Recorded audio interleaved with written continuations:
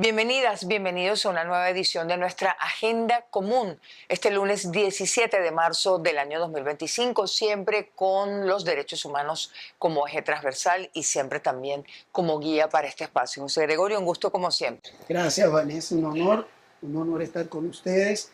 Y en medio de esa agenda común debemos nombrar cosas que están pasando a nivel internacional, a nivel geopolítico, como la retoma de esa ley del enemigo extranjero por parte del presidente de los Estados Unidos, que nos dará mucho de qué hablar en lo adelante por el tema de derechos humanos. Nosotros le damos la bienvenida en los estudios de la plataforma comunicacional de Punto de Corte a la dirigente Iris de Franca, dirigente política independiente, coordinadora del Movimiento de Mujeres Políticas y presidenta de la Fundación Más Iguales, entre tantas cosas que hacemos las mujeres. Iris, Así bienvenida. es. Muchas gracias. Sí, muchas porque gracias nosotros por no la hacemos invitación. nada. Las mujeres hacemos No, más. ustedes también. Las mujeres solemos hacer más. Muchas gracias. Me encanta este espacio. Gracias por acompañarnos. Iris, hablemos en primer lugar de la situación de Enrique Márquez, porque bueno, es un dirigente de Centrados, es una organización con la cual usted ha tenido alguna vinculación. ¿Qué pasa con Enrique Márquez? Bueno, Enrique sigue detenido sin poder tener acceso ni a sus abogados, ni a su familia, ni a ninguno de sus amigos o dirigentes del partido, ¿no? Yo creo que esa es la situación que no solo le está afectando a Enrique, es como un modus operandi que se está generando alrededor de todos los presos políticos. Lamentablemente, para nosotros eso es un aislamiento. Hay que recordar que estos procesos de aislamiento de este modo pues tienen impacto psicológico en las personas. Esto es una violación a los derechos humanos de los detenidos. Los detenidos, aunque sean detenidos, en este caso son detenidos políticos, presos por pensar distintos, en el caso de Enrique, presos por defender la Constitución, pero en el caso, por ejemplo, de los detenidos por delitos comunes también tienen derechos humanos, es decir, claro, los derechos humanos no son renunciables, son inherentes a la persona. ¿Cómo puede salir? Tienen que tener acceso a sus familiares, a sus abogados, a una defensa que ellos hayan elegido. ¿Cómo puede salir Enrique Márquez de allí? Ajá. Bueno, fíjate. ¿Cuál es la vía?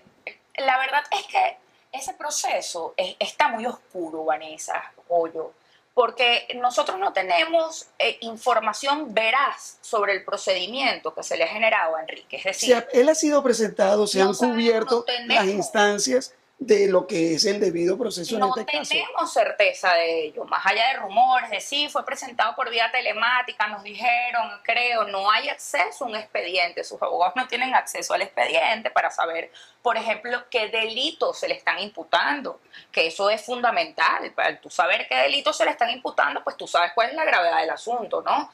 Cuál es el procedimiento que viene, si es un procedimiento especial, si es un procedimiento ordinario. Pero no existe la posibilidad de que haya sido presentado con un defensor público y el proceso esté corriendo. Claro, claro que existe esa posibilidad porque además eso ocurrió con los detenidos durante las protestas posteriores al 28, ¿no?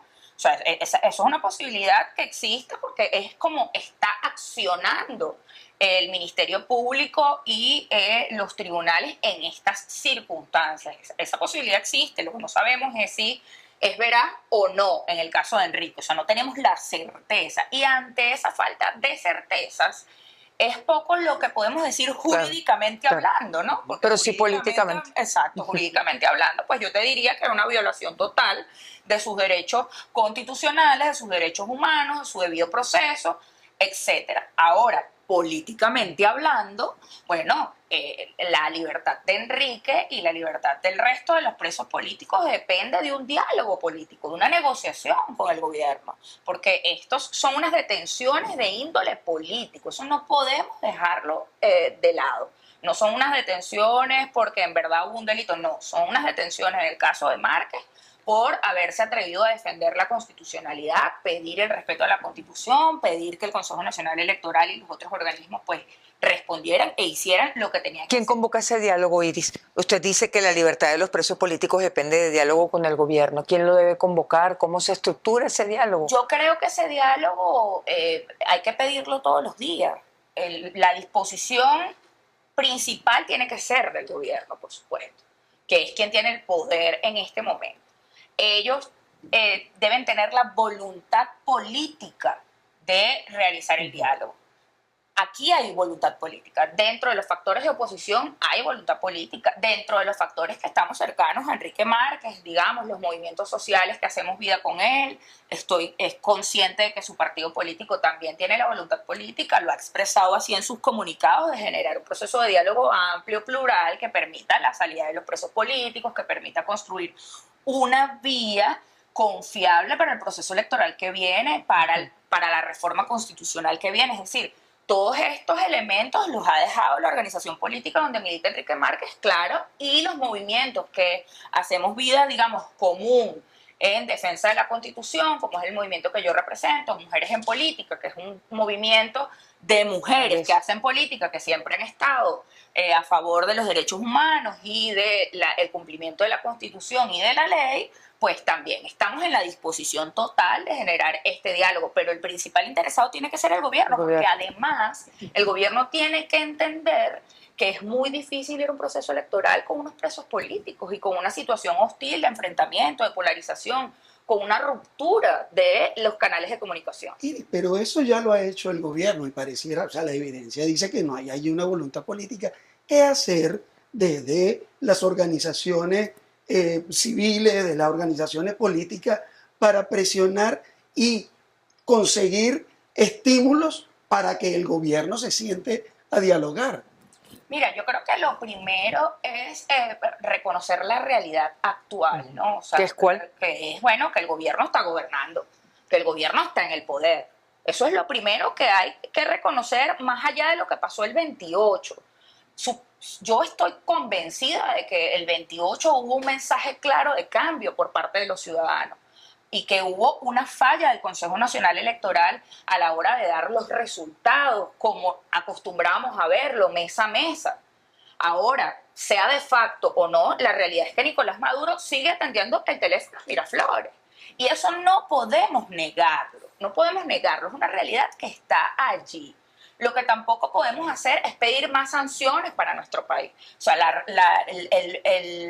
digamos, la representación política tiene que ser responsable. Eso ha sido una estrategia fallida en el pasado que nada más ha generado sufrimiento para la ciudadanía. Entonces, uno de los, digamos, de los incentivos que desde el lado de la oposición y la sociedad civil tenemos que dar es dejar de pedir que otros países nos generen sanciones que al final no afectan al gobierno. Oye, yo quisiera que la gente me dijera si Nicolás Maduro come peor en las sanciones, si anda a pie. No, él anda en su camioneta, come bien, está bien. Los que somos afectados al final somos los ciudadanos de a pie. Pero es solo las sanciones. No, Iris, también son las malas medidas económicas, pero las sanciones agravan las situaciones económicas de un país. Es decir, ¿qué ocurre con las sanciones? Que ese oxígeno que tú puedas generar en la ciudadanía, existen unas malas decisiones en materia económica que se ha dado, además de una fuerte corrupción que se ha dado durante estos 25 años, y me atrevo a decir que en los 40 años de la democracia también se generaron políticas de corrupción por parte de algunas personas que en ese momento eran gobierno, ¿no? Pero bueno, parte de las medidas económicas fallidas, aparte de la corrupción, también está que el mecanismo de oxigenación de la economía ciudadana se ve perjudicado por el establecimiento de estas sanciones económicas que afectan incluso las transacciones entre empresas privadas de los venezolanos con empresas privadas. ¿Cómo debería manejarse ese esquema? Porque evidentemente es una decisión de la administración Trump. ¿Qué plantearía usted como mujer y dirigente política? Bueno, es una decisión, yo entiendo que hay conversaciones, ¿no? Eso no lo podemos obviar. Hay conversaciones entre el gobierno de Maduro y el gobierno de Donald Trump que se están dando, que no son públicas, pero que están allí, están ocurriendo. Allí y están ocurriendo, han dejado algunos mensajes entre líneas que nos hacen ver eso, ¿no? Pero yo creo que eso debe seguir. O sea, mi propuesta como venezolana, como dirigente política, es que debe haber un entendimiento entre el gobierno de Donald Trump y el gobierno de Maduro en aras de solucionar por lo menos lo que tiene que ver con el tema político, y el tema petrolero y el tema económico.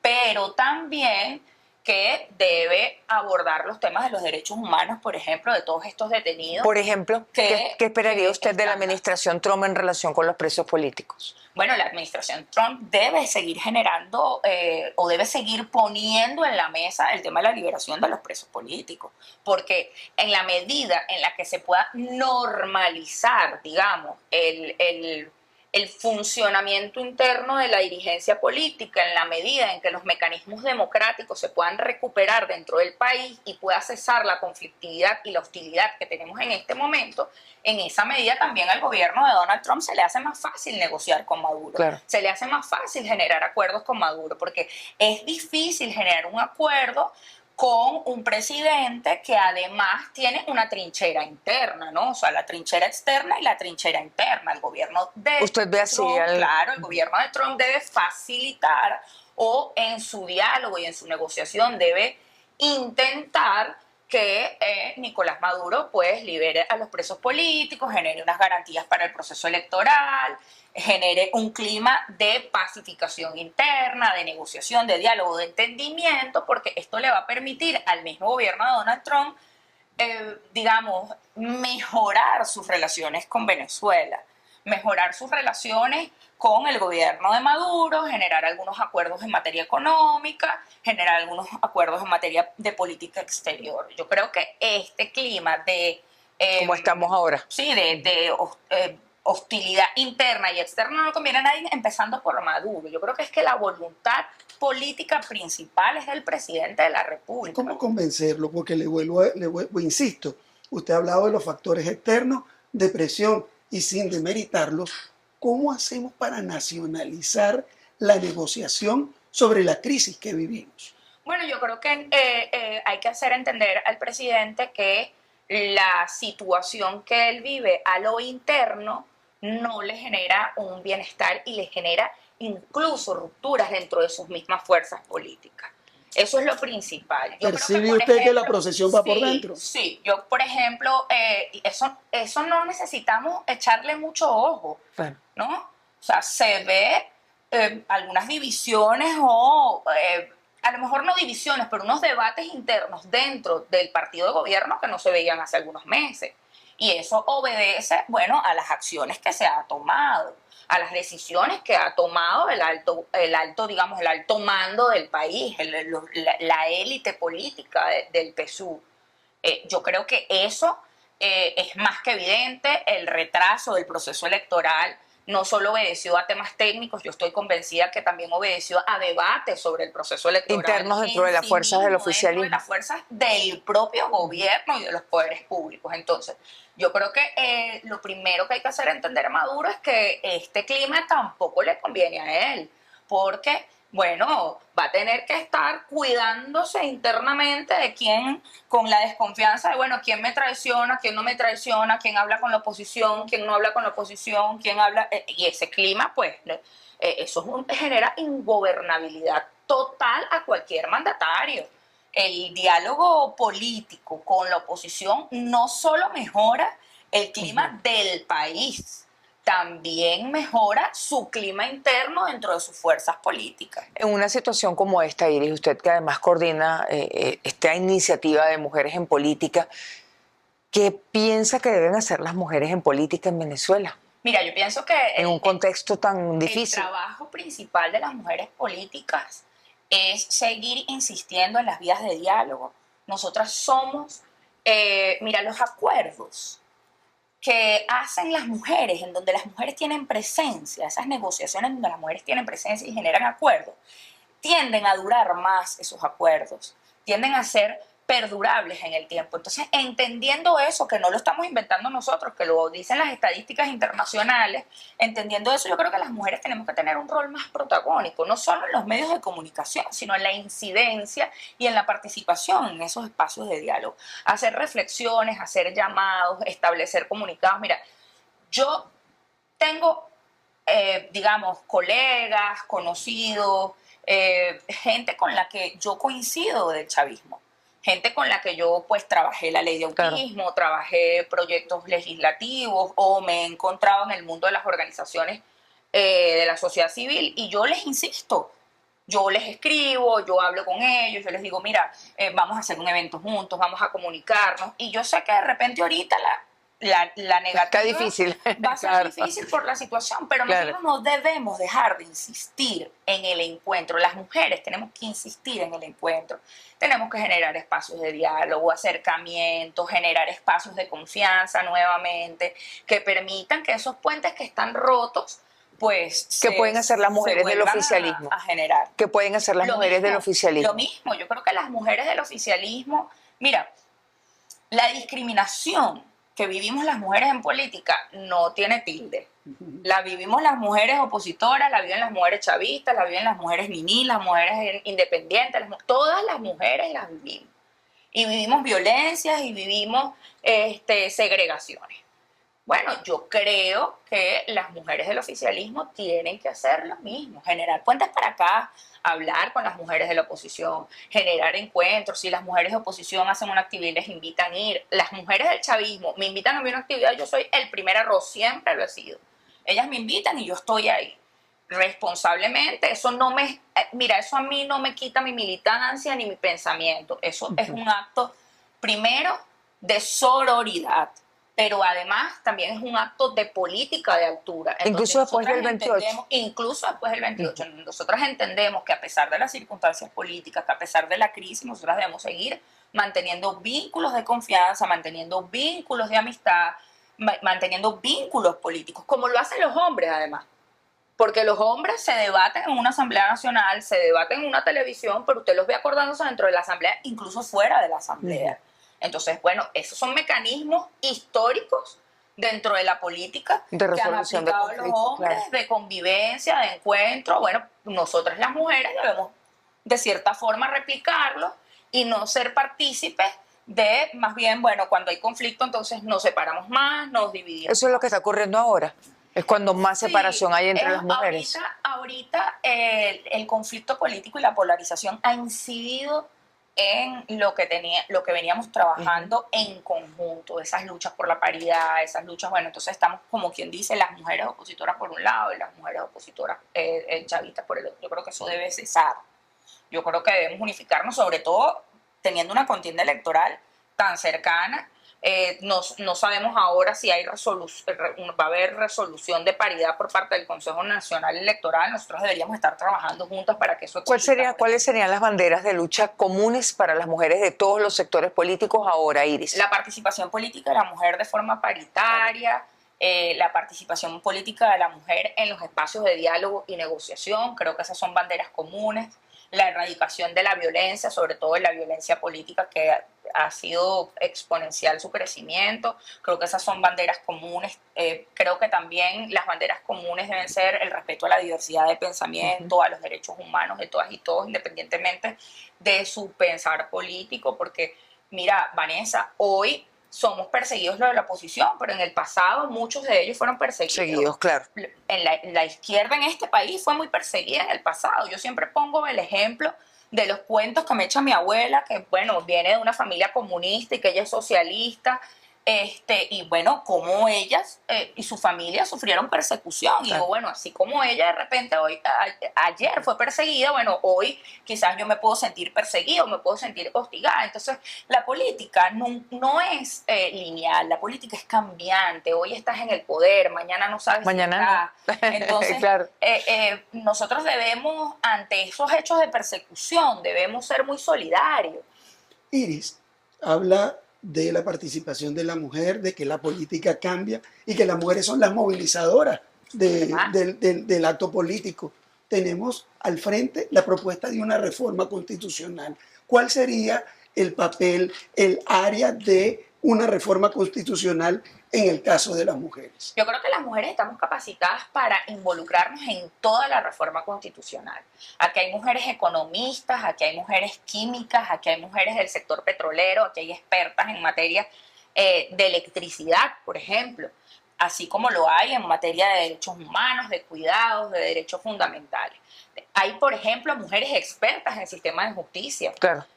Penalistas de alta envergadura. O sea, yo creo que no debemos encasillar a la mujer, no debemos cometer el error de encasillar a la mujer a temas específicos con respecto a la reforma constitucional. Lo que yo sí creo es que estas comisiones, estos diputados que vayan a ser parte de la reforma constitucional, que vayan a trabajar en la reforma constitucional, deben ser los más plurales posibles, debe ser representativo. ¿Y usted cree que es necesaria una reforma constitucional en este momento? Mira, mi opinión muy personal, claro, es que a mí me encanta nuestra Constitución, la verdad. Nuestra Constitución es una Constitución muy garantista y no me da pena decirlo. Hay mucha gente que me dice, bueno, pero esa es la Constitución de Chávez. Bueno, a mí no me importa si la hizo Chávez, Maduro, o la hizo quien la hizo. Es la del país. A mí me parece, además es la del país, exacto. O sea, es la Constitución de todos.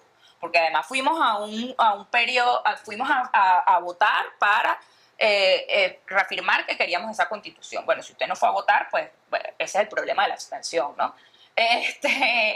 A mí me gusta mucho mi Constitución. Esa Constitución de todos los venezolanos es una Constitución muy garantista. Tiene algunas cosas que yo reformaría. Por ejemplo, la reelección indefinida. Uh-huh. Yo creo que no estaba en el proyecto original, además, ¿no? Eso fue una enmienda que se hizo posterior. Yo, pues, quitaría la reelección indefinida. Yo profundizaría más en el tema del debido proceso. Hay algunos vacíos que están en la Constitución que debemos llenar. Yo, por ejemplo, hay un artículo que nosotros hemos propuesto su reforma y cuando dice que el Estado protegerá a las familias que estén integradas por hombres y por mujeres, claro. Hombre y mujer. Yo reformaría ese artículo y hablaría pues de las familias en general, sean como sean que estén conformadas, para garantizar que todas las familias tengan la protección, las familias homoparentales, las familias monoparentales, es decir, todas las familias pese a su constitución, porque no nada más hablamos de las familias dos hombres o dos mujeres, hablamos por ejemplo de las familias de un abuelo y un nieto, o las familias de una persona con sus perritos. Eso es un núcleo familiar y muchos estados han reconocido así las familias. Entonces, entendiendo que hay algunas reformas parciales que yo haría para ampliar los derechos ya establecidos. Lo que yo no cambiaría es nuestro sistema que está establecido en la Constitución, ni nuestro sistema económico.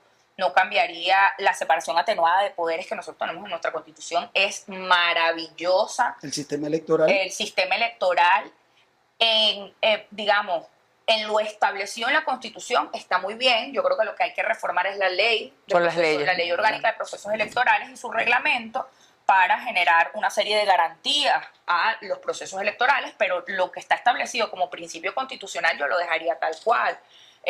Nuestros 5 poderes, me parece que, digamos, lo que no podemos es... Yo escucho gente que dice, bueno, esa Constitución no funciona. No, lo que no funciona es que no la aplican. Uh-huh.